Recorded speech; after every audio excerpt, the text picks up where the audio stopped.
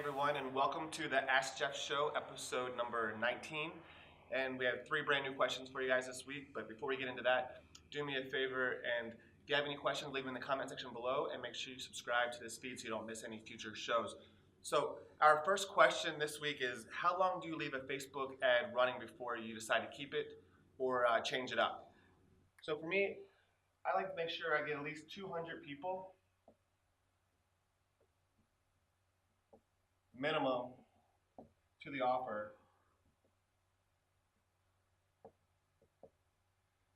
So you want to get about 200 people to the offer before you really make a decision. You know, some people like 100, but I've seen ads turn around after 100 people and it's still not converting, and by the time it gets to 200, it starts converting. So minimum of 200 people to the offer. There really is no time limit. I like to get those 200 people there as fast as possible. So I'll spend more money on the front end, to get the data faster.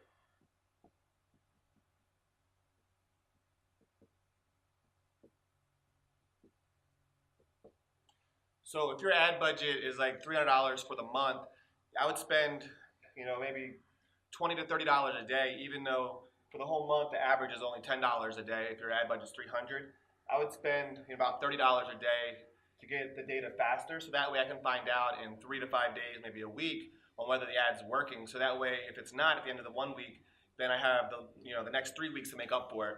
Whether that's switching it up, trying to find another business to do a joint venture with, changing it up to a lead ad and start making phone calls. But I still have 3 weeks to make sure I don't have a bad month.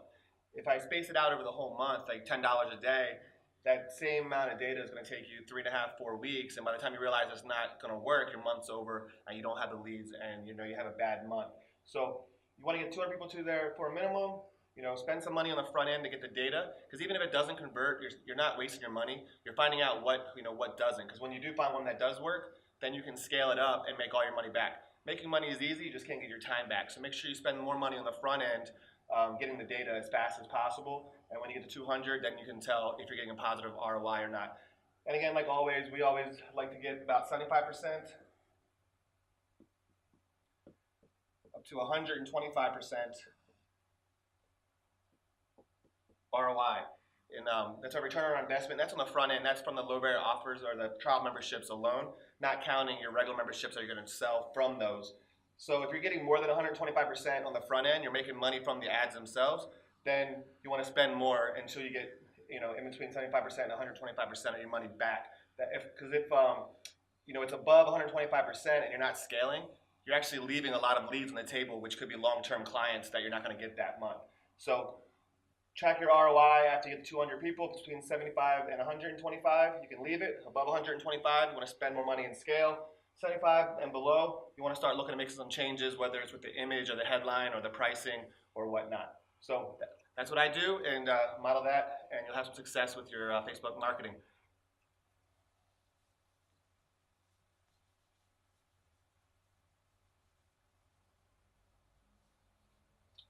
Cool. So our second question is, I'm new to Facebook marketing and I only have 100 fans. What should I be doing to build my fans and my audiences so I can get my low barrier offer or trial memberships to convert? So if you only have 100 fans, the first thing I would do is, if you have more than 100 friends and they're all local, then go through and invite all of your local friends to your page. You're going to invite all your local friends to your page. You're also going to share everything you put on your page. You're going to share on your private account as well. So you're going to share everything to your personal page. So from your fan page to your personal page.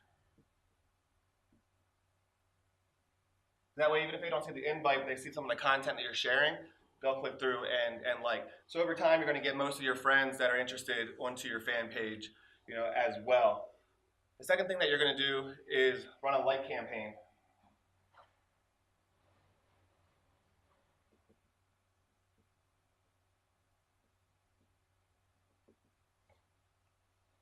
One of the reasons why it's probably your low barrier offers aren't converting is because people land on your, they see your ad, And if they never heard of you before, instead of going to your actual website, they'll click on your fan page to get more information about you.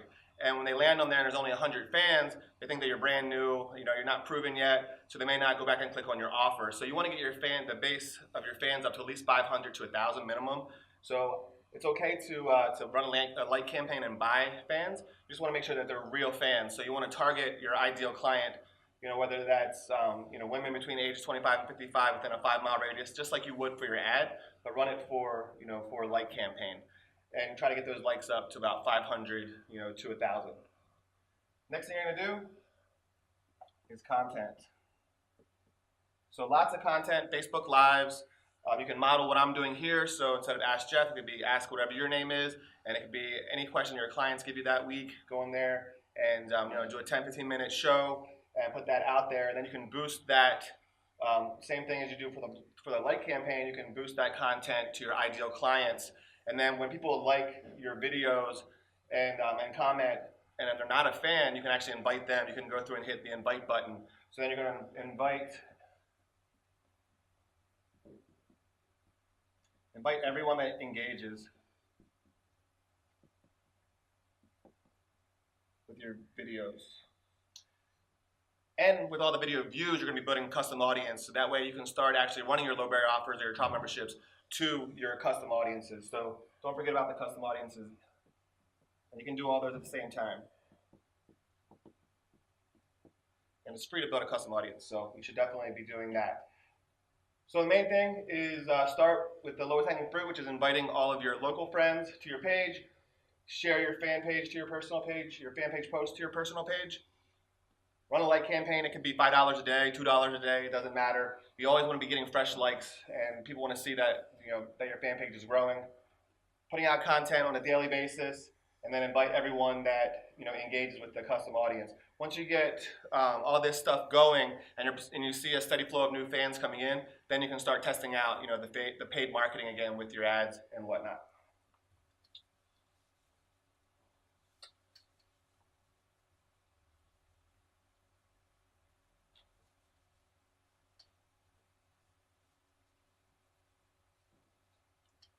Cool. So our last question is, they say, I'm interested in selling my business in the next year or so. What can I do now to make sure that I get the full value from it when I do go to sell? So I sold my business about 1.5 years ago, my brick and mortar fitness business, and I did a lot of things right. I did some things wrong, but I learned a lot in the process, and I probably could have gotten another $100,000 in the sale if I knew what I knew now when I went to sell it.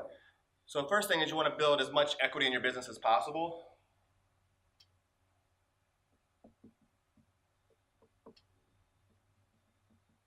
So if you're one of those people that when they have a good month, they take all the equity out and take it home as their paycheck, and their bank account, their business account is back to zero again, you're not building any equity in your business. Even though you have a lot of money coming in or your EFT is going up, nothing's staying in the business, so the business isn't any more valuable. It's still making zero because you're taking it all home. So you want to pay yourself a paycheck and let the equity build up in your business. When you go to sell, depending on how you sell, you get to keep the money anyway, and I'll explain that in a second.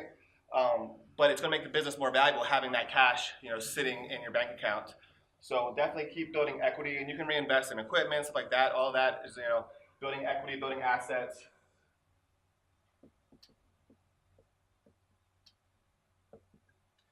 If you have a really good lease and you're going to go to sell, a lot of people try to wait until the lease is almost up. It's actually harder to sell with a short lease because, especially if you have a really great facility.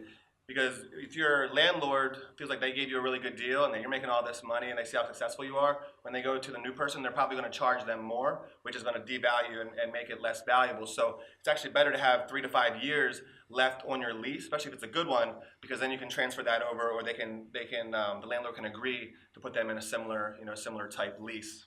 So make sure your lease has a few years left.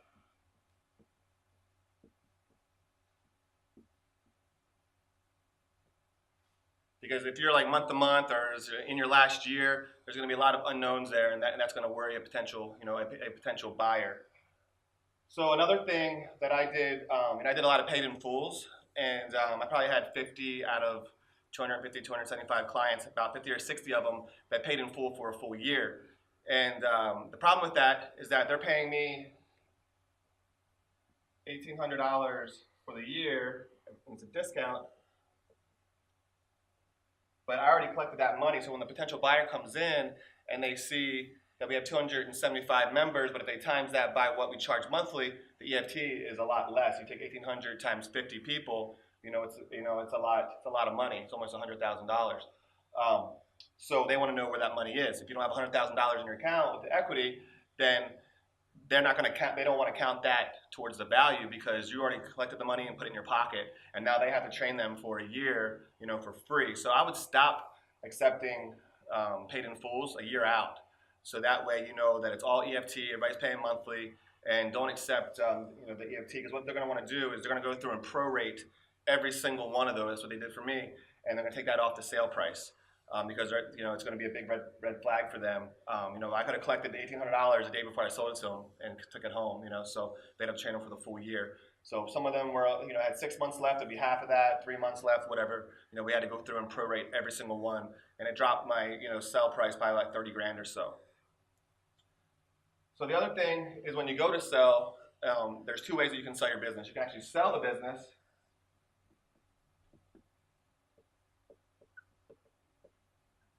Or you can sell the assets.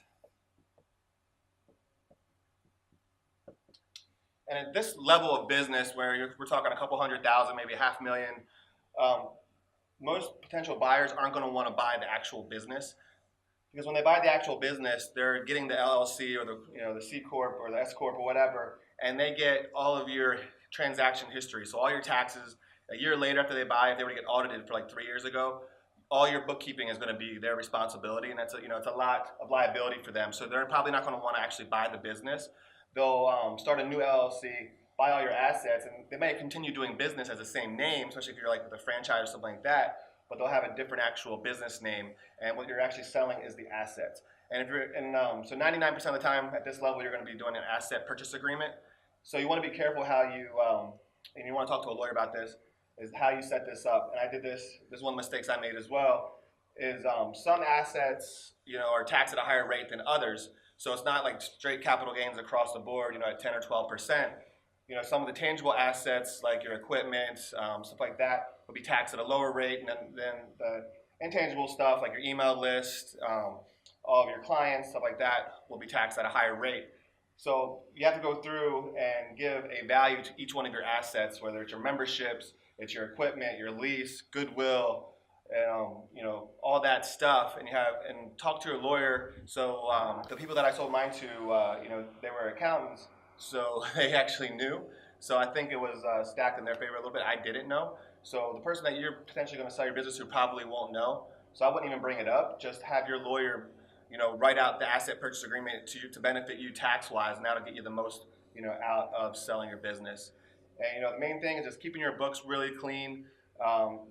Keep documentation of everything, because when somebody comes in to buy and they're going to be spending $300,000, $400,000, $500,000 to buy it, they're going to do a lot of vetting, and they pick your business apart. And the more you have together, the higher the value is going to be.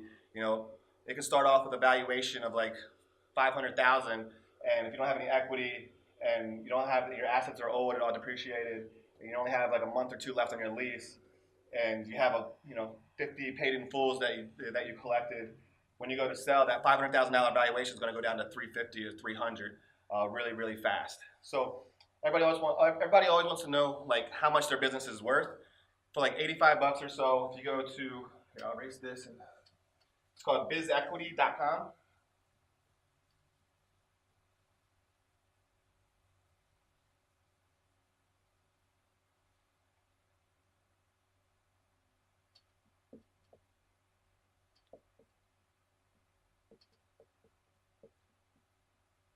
It's like $85 or so, and you can run as many business evaluation for an entire year for like $85. So you can run it every single month and see if the value is going up or down. But it go through and you have to answer like 100 questions, and then it gives you like a big printout on why your business is worth what it is, and it compares you against comparables in the industry. So as far as like debt, as far as like EFT, money coming in, all your assets, all that good stuff. So I highly recommend going to bizequity.com and paying the $85 and running evaluation for your business. And they'll even show you the difference between if you're selling your business and what it's worth, and then the asset purchase agreement. Selling your business the way that it is, the entire business itself is actually will come out a little bit more as far as value, but it's going to be harder to find somebody that trusts, you and your business and all your bookkeeping and all to buy it at that rate. So more likely you're going to do the asset purchase agreement. So go to Biz Equity, sign up for that for a year, and run a valuation. Follow all the steps that I went over before, and you'll get maximum value out of your business when it's time to sell. So that's it for this week. Thanks again for joining me, and I'll see you guys soon.